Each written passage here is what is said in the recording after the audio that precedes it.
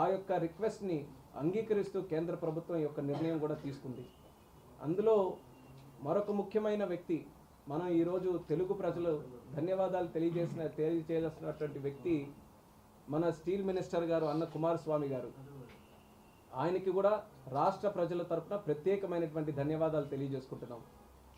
ఆయన మొదటి నెలలోనే విశాఖపట్నం స్టీల్ ప్లాంట్ తాలూకా సమస్య, ఒక క్యాబినెట్ మినిస్టర్గా నేను కూడా ఈరోజు ఉన్నాను కాబట్టి ఆయనకు కూడా తెలియజేశాం.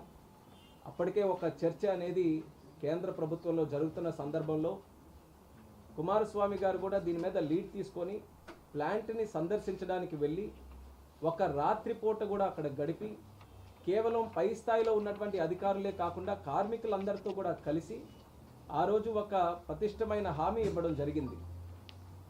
భారతదేశంలోనే ఒక ఉన్నతమైనటువంటి సామర్థ్యం కలిగిన స్టీల్ ప్లాంట్ మన వైజాగ్ స్టీల్ ప్లాంట్ని ఖచ్చితంగా కేంద్ర ప్రభుత్వం కాపాడుకుంటుంది, దాన్ని అన్ని విధాలుగా రివైవ్ చేస్తుంది, అదే మా లక్ష్యం అని చెప్పి ఆయన కూడా మాటిచ్చారు.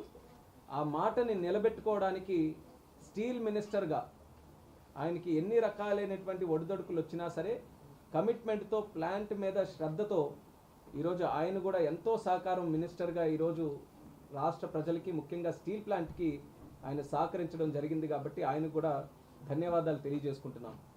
ఈ యొక్క ప్యాకేజ్ ఏదైతే ఉందో 11,440 కోట్ల రూపాయలు, ఈ ప్యాకేజ్ అంతా కూడా ప్లాంట్ తాలూకా రా మెటీరియల్ ఇబ్బందులు ఏవైతే కొన్ని ఎదుర్కొని ఉన్నాయో, అలాగే 2 బ్లాస్ట్ ఫర్నేస్, 3 బ్లాస్ట్ ఫర్నేస్లు ఉన్నాయి. ఈ 3 బ్లాస్ట్ ఫర్నేస్లు కూడా మళ్ళీ రివైవ్ చేసి పూర్తి ప్రొడక్షన్లో ప్లాంట్ని ఆపరేట్ చేయడానికి ఒక లక్ష్యంగా పెట్టుకొని ఈ క్యాపిటల్ ఇన్ఫ్యూషన్ని మనం తీసుకొని రావడం జరుగుతుంది. మీరు గమనిస్తే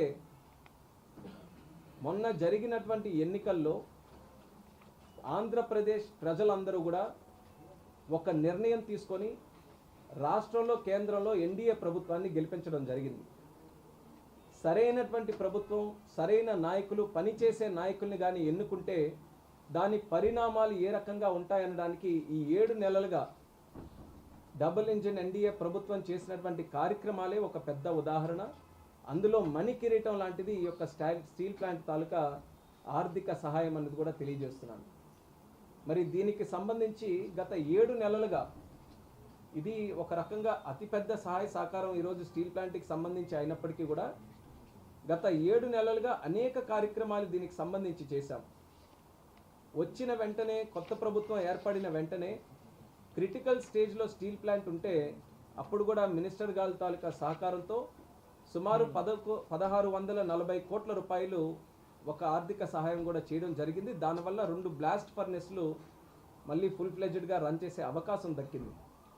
దానితో పాటు శాండ్ మైన్ తాలూకా ఇష్యూ, క్వార్ట్స్ తాలూకా ఇష్యూ, అలాగే మిగిలిన మైన్స్ తాలూకా, మ్యాంగనీస్ తాలూకా ఇష్యూ ఉంటే గత 2 సంవత్సరాలుగా క్రిందటిసారి ఉన్నటువంటి రాష్ట్ర ప్రభుత్వం ఆంధ్రప్రదేశ్ రాష్ట్రంలో స్టీల్ ప్లాంట్ మీద ఉన్నటువంటి అశ్రద్ధతో, అసలు పట్టించుకోకపోవడం వల్ల అప్పుడున్నటువంటి మైనింగ్ లైసెన్సులు కూడా రెన్యూ చేయకపోతే మళ్ళీ కొత్త